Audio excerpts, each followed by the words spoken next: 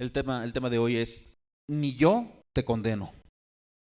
Así que, hermanos, si alguien te ofendió, ¿sabes qué? Perdona. Si alguien te ofendió, perdona.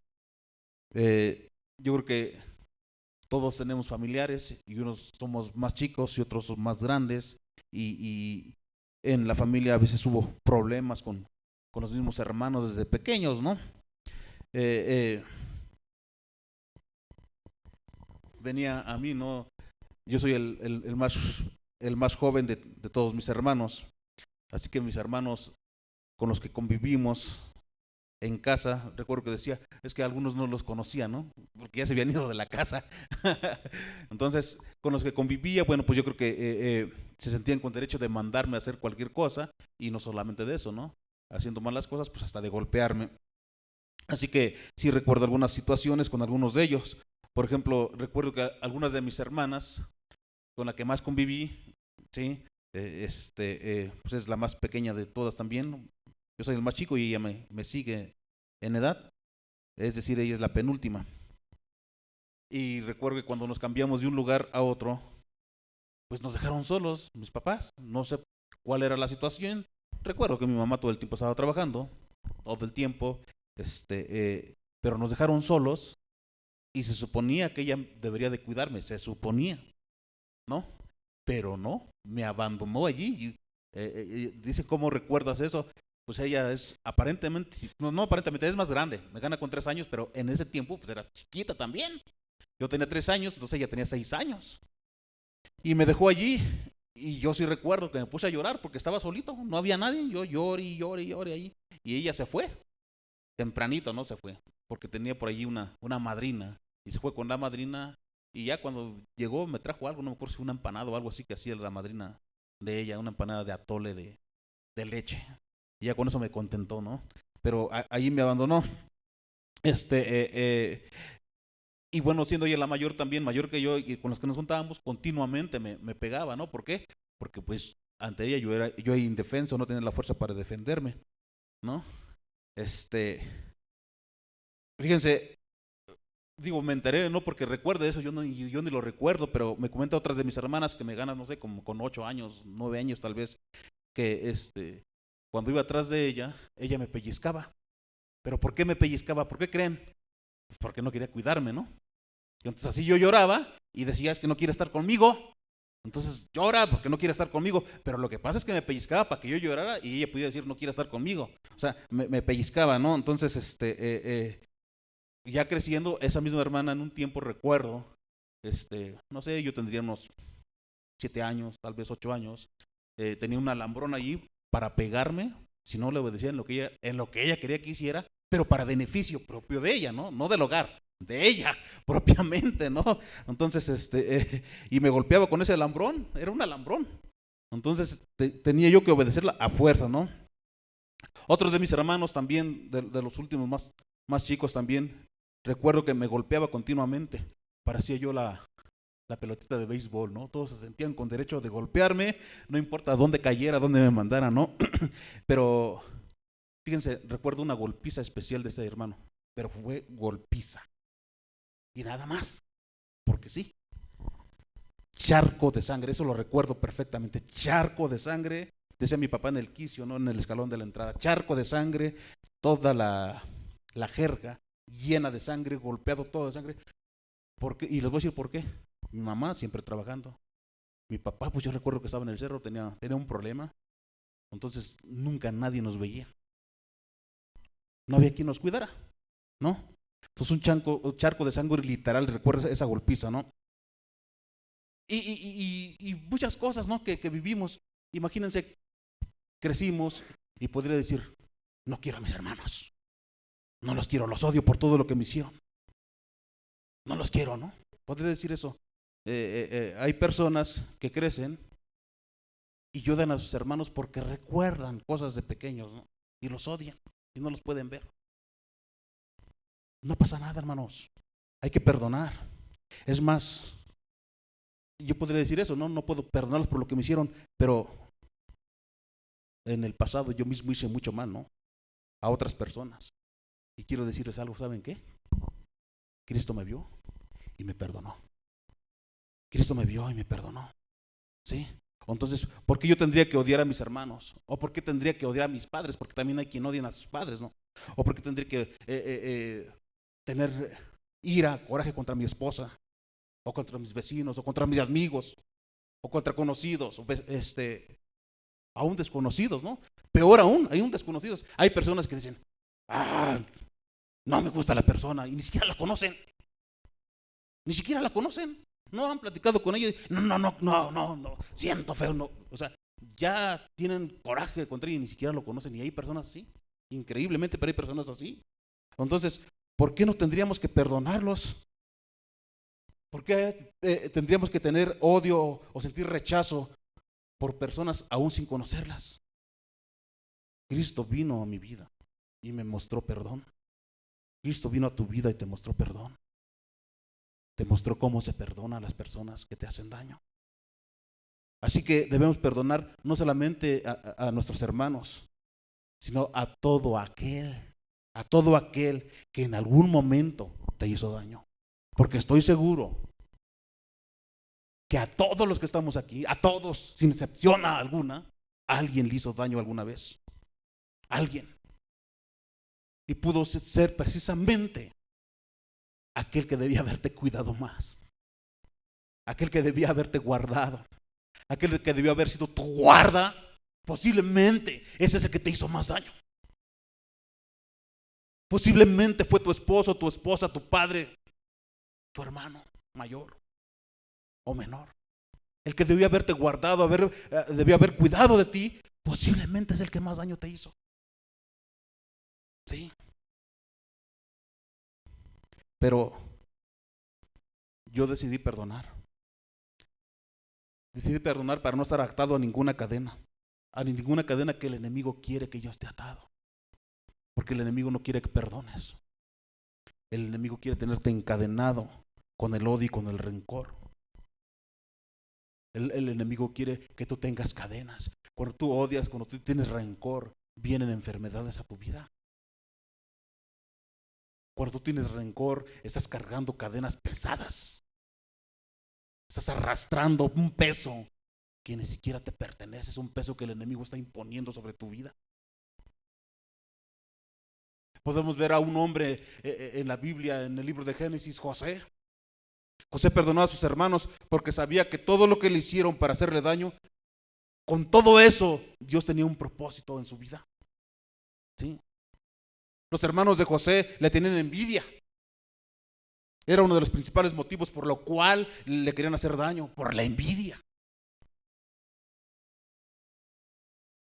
O sea, no hay otro motivo. Muchas veces las personas te quieren hacer daño, hermano, ¿sí? Y muchas veces las que más cerca están de ti te quieren hacer daño por envidia. Porque tú sí tienes y yo no.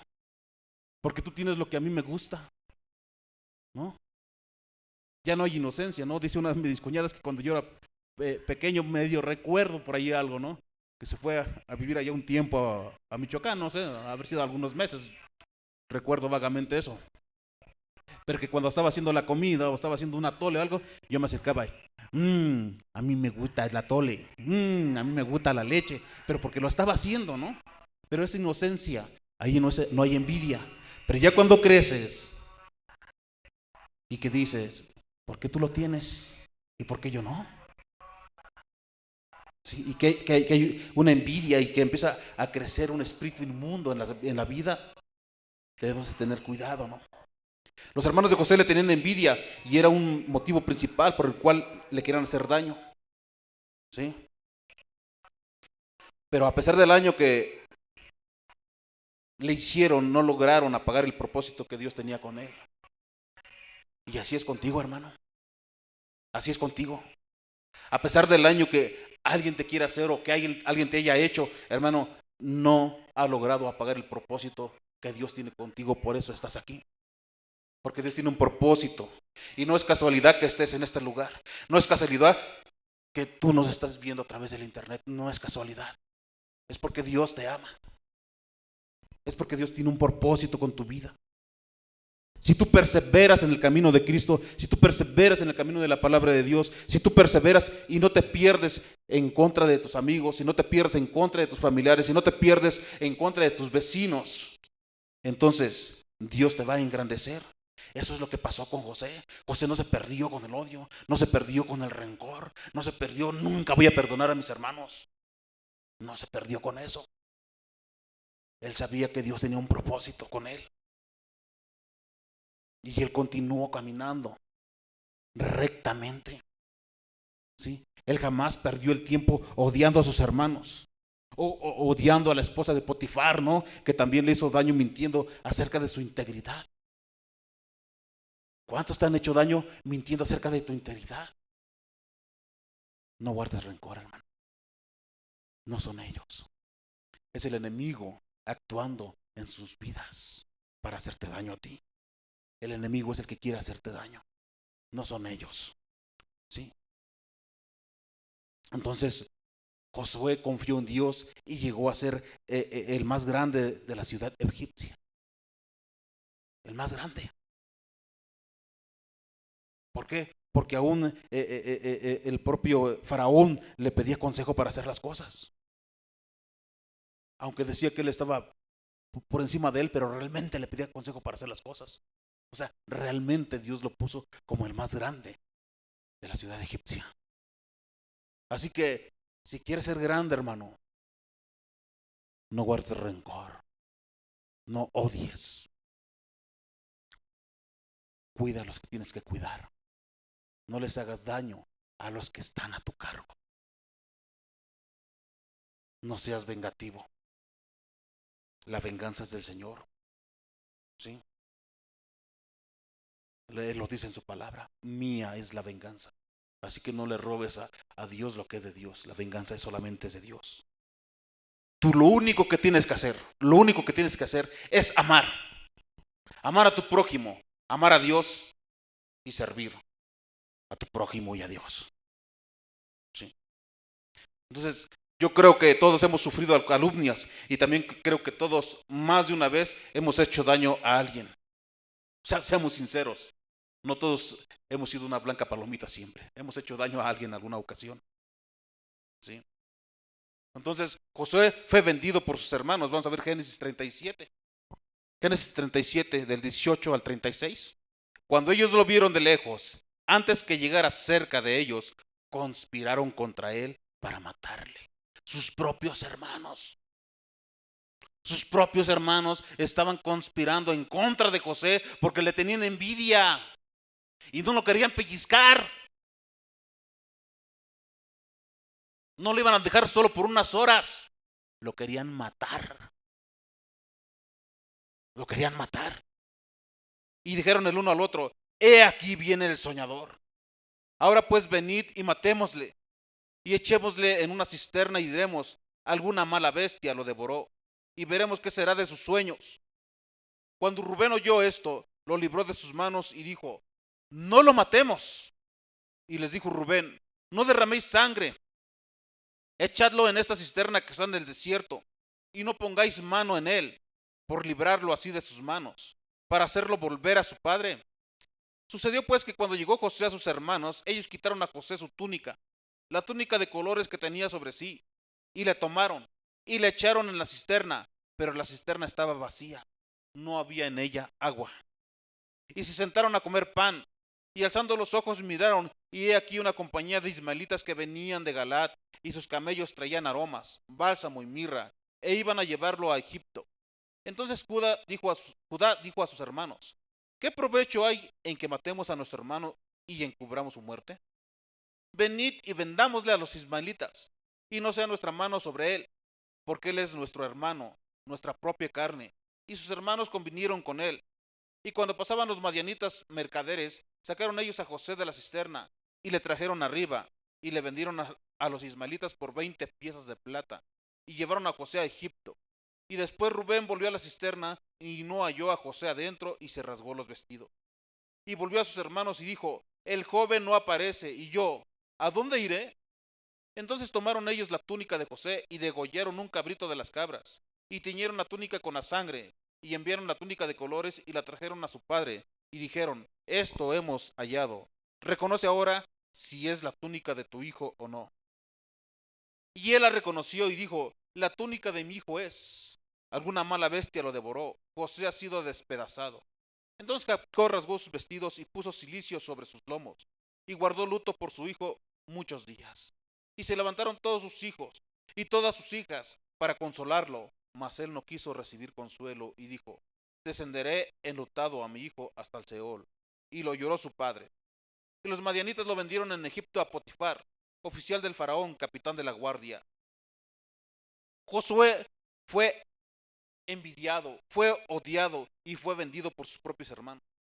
Sin embargo, él nunca guardó odio ni rencor en contra de ellos, a pesar de todo lo que hicieron. Y aún el propósito ni siquiera era venderlo, era matarle, asesinarlo. Y con todo ello, José no guardó rencor.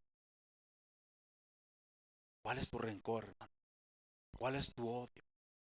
¿Cuál es tu coraje? ¿Cuál es tu ira? ¿En contra de quién y por qué? ¿Quién ha tratado de matarte injustamente?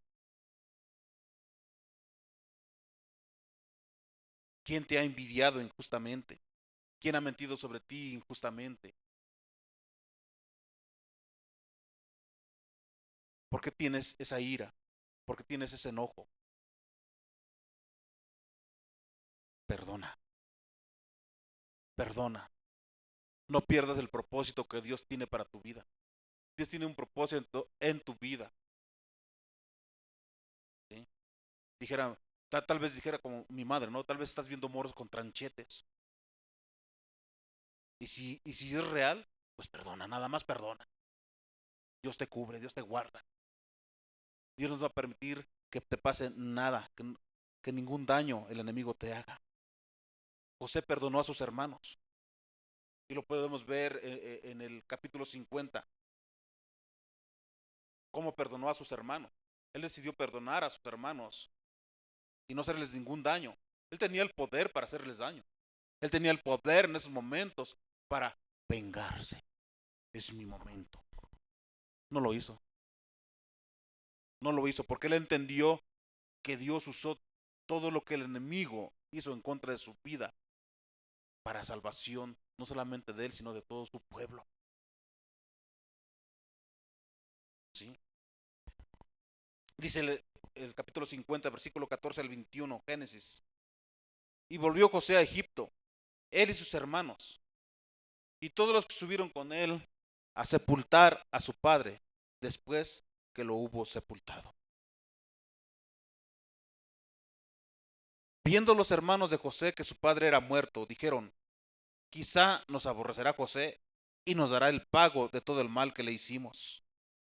Y enviaron a decir a José, tu padre mandó antes de su muerte diciendo, así diréis a José, te ruego que perdones ahora la maldad de tus hermanos y su pecado, porque mal te trataron, por tanto, ahora te rogamos que perdones la maldad de tus siervos, del Dios de tu padre.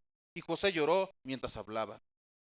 Vinieron también sus hermanos y se postraron delante de él y dijeron, henos aquí por siervos tuyos.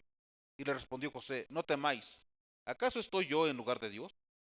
Vosotros pensasteis mal en contra de mí, mas Dios lo encaminó a bien para hacer lo que vemos hoy, para mantener en vida a mucho pueblo. Ahora pues, no tengáis miedo, yo os sustentaré a vosotros y a vuestros hijos. Y así los consoló y les habló al corazón. Así que no importa el daño que la gente piensa en hacerte, Dios siempre va a encaminar todo para tu bien. No importó el daño que sus hermanos de José querían hacerle. Sus hermanos de José ni siquiera vieron el daño que le hicieron a su padre, el dolor que le provocaron a su padre por una gran mentira. Todo una treta, todo lo que hicieron. Todo lo que hicieron. No les importó.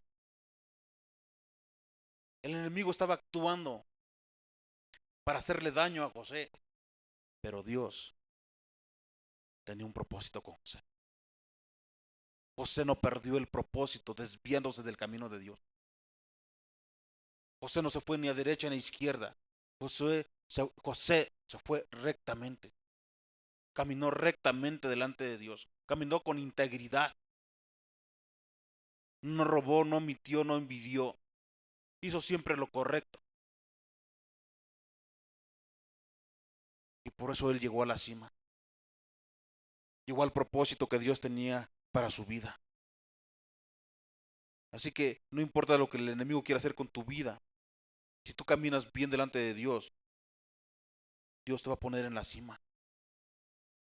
El enemigo quiere dañarte, pero la palabra de Dios, Jeremías 29:11, dice que Dios tiene planes de bien para tu vida y no de mal.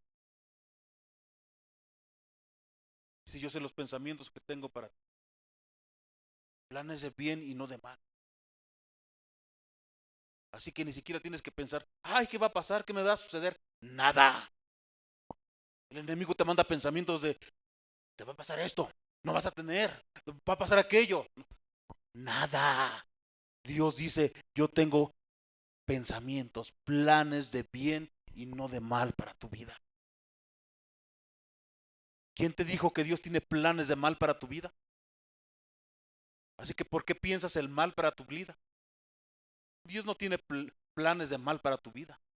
Dios tiene planes de bien, solamente de bien. Él quiere el bien para ti. ¿Acaso crees que Dios es un Dios sanguinario y quiere el mal para tu vida? No es así.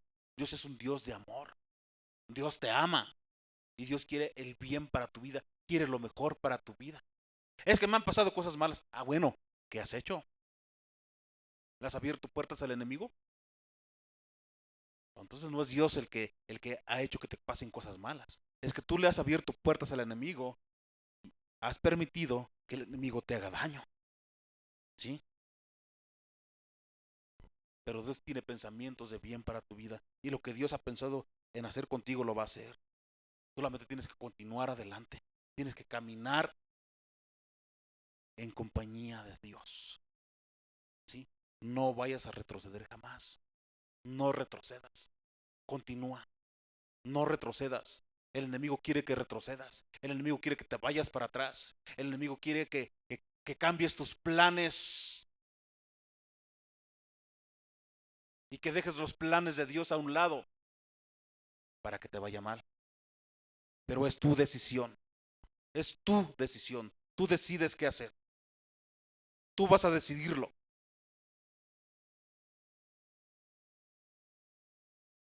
Dios es un Dios perdonador y nosotros somos hijos de Dios. Así que si alguien te dañó, perdona y sigue adelante con Dios. Jesús perdonó aún cuando lo estaban crucificando. Él aún así perdonó. ¿Sí? Lucas 23, 32 al 43. Lucas capítulo 23, versículo 32 al 43. Dice, llevaban también con él a otros dos que eran malhechores para ser muertos. Y cuando llegaron al lugar llamado de la calavera, le crucificaron allí. Y a los malhechores, uno a la derecha y otro a la izquierda. Y Jesús decía, Padre, perdónalos, porque no saben lo que hacen. Y repartieron entre sí sus vestidos, echando suertes. Y el pueblo estaba mirando, y aún los gobernantes se burlaban de él, diciendo, a otro salvó, sálvese a sí mismo, si este es el Cristo, el escogido de Dios. Y los soldados también le escarnecían, acercándose y presentándole vinagre, y diciendo, si tú eres el rey de los judíos, sálvate a ti mismo. Y había también sobre él un título escrito con letras griegas, latinas y hebreas. Este es el rey de los judíos. Y uno de los malhechores que estaban colgados le injuriaban diciendo, si tú eres el Cristo, sálvate a ti mismo y a nosotros. Y respondiendo el otro le reprendió diciendo, aún, ni aún temes tú a Dios, estando en la misma condenación. Nosotros a la verdad justamente padecemos, porque recibimos lo que merecieron nuestros hechos, mas este ningún mal hizo. Y dijo a Jesús, acuérdate de mí cuando vengas en tu reino. Entonces Jesús le dijo, de cierto te digo, y hoy estarás conmigo en el paraíso. Podemos ver que Cristo, aún siendo crucificado, estaba siendo crucificado, y aún así Él perdonaba. Dice el versículo 34, y Jesús decía, Padre, perdónalos, porque no saben lo que hacen. Y si tú fueras Jesús, ¿qué harías? Ahorita, Señor, baja fuego del cielo y desaparécelos, ¿no? Qué bueno que no eres Jesús. Y ya todos hubieran desaparecido a tu alrededor. Ya no tendrías vecinos, ¿no? Entonces, tenemos que tener el corazón de nuestro Señor Jesucristo y pedir por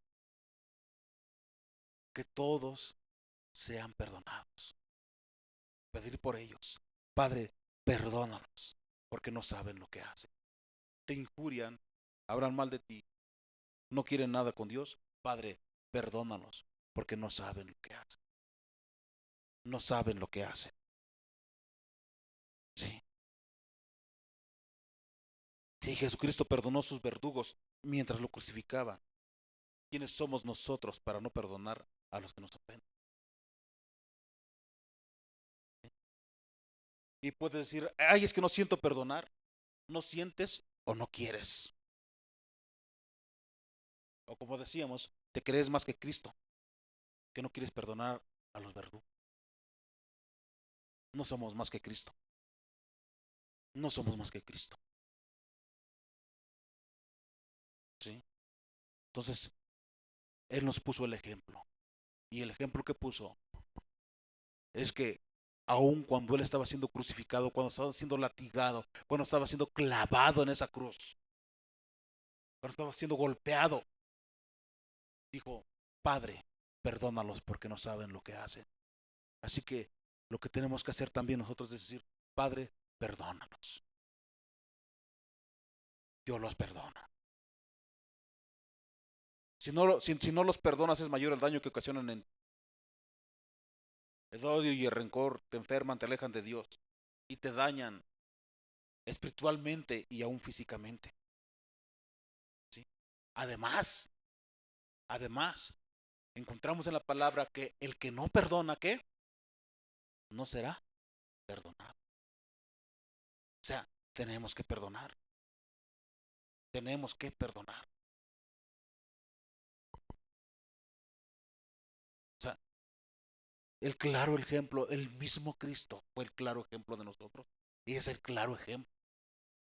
Y hemos dicho muchas veces aquí, en este lugar, nuestro ejemplo es la palabra de Dios. No nos pongamos como ejemplo al vecino, al amigo, al que está peor que nosotros. No, nah, está peor, ¿no? No, no, no, no. Pon de ejemplo a Cristo. Él es nuestro ejemplo,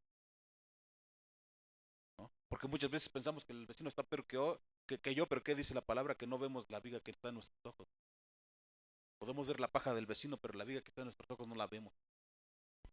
Entonces, por eso no es bueno poner de ejemplo a alguien más. Y Jesús perdonó a la mujer adúltera, Juan 8, versículo del 1 al 11. Dice, y Jesús se fue al monte de los olivos, y por la mañana volvió al templo, y todo el pueblo vino a él, y sentado él les enseñaba. Entonces los escribas y los fariseos le trajeron una mujer sorprendida en adulterio, y poniéndola en medio, y le dijeron, Maestro, esta mujer ha sido sorprendida en el acto mismo de adulterio, y en la ley nos mandó Moisés apedrear a tales mujeres. Tú pues, ¿qué dices? Mas esto decían tentándole para poder acusarle. Pero Jesús, inclinado al suelo, escribía en tierra con el dedo. Y como insistieron en preguntarle, se enderezó y les dijo, el que de vosotros esté sin pecado, sea el primero en arrojar la piedra contra ella. E inclinándose de nuevo hacia el suelo, siguió escribiendo en tierra. Pero ellos, al oír esto, acusados por su conciencia, salían uno a uno, comenzando desde los más viejos hasta los postreros, y quedó solo Jesús y la mujer que estaba en medio. Enderezándose Jesús y no viendo a nadie sino a la mujer, le dijo, Mujer, ¿dónde están los que te acusaban? Ninguno te condenó. Ella dijo, Ninguno, Señor. Entonces Jesús le dijo, ni yo te condeno, vete y no peques más. Ni Jesús condenó a esta mujer. Y los que le condenaban se iban uno a uno.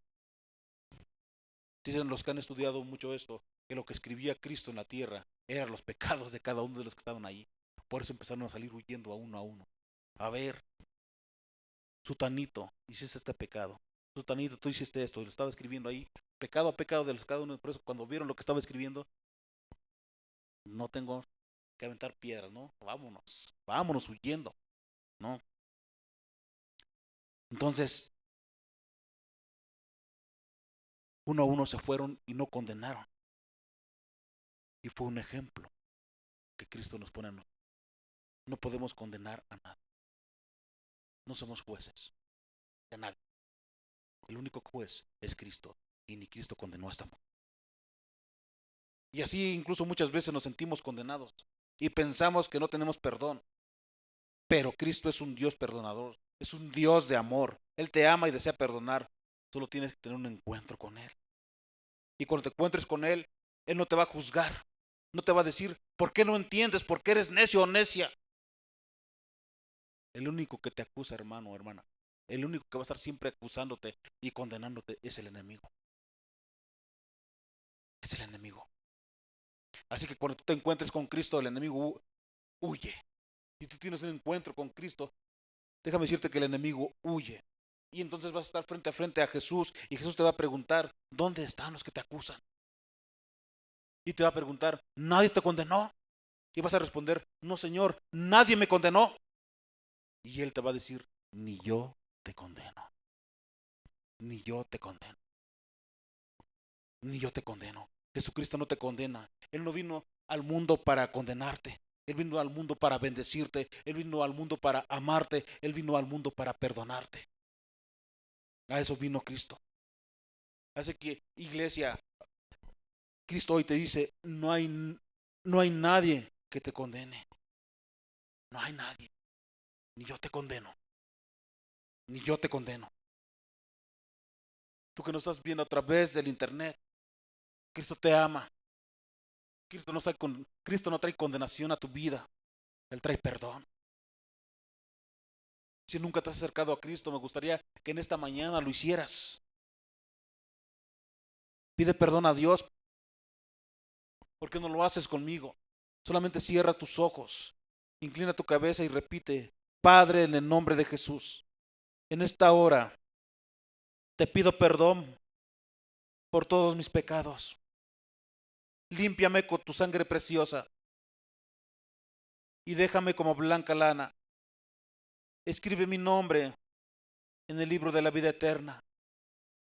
En el nombre de Jesús. Amén. Ahora eres un hijo o hija de Dios y puedes acercarte confiadamente a su trono para hablar con tu Señor y Salvador Jesucristo.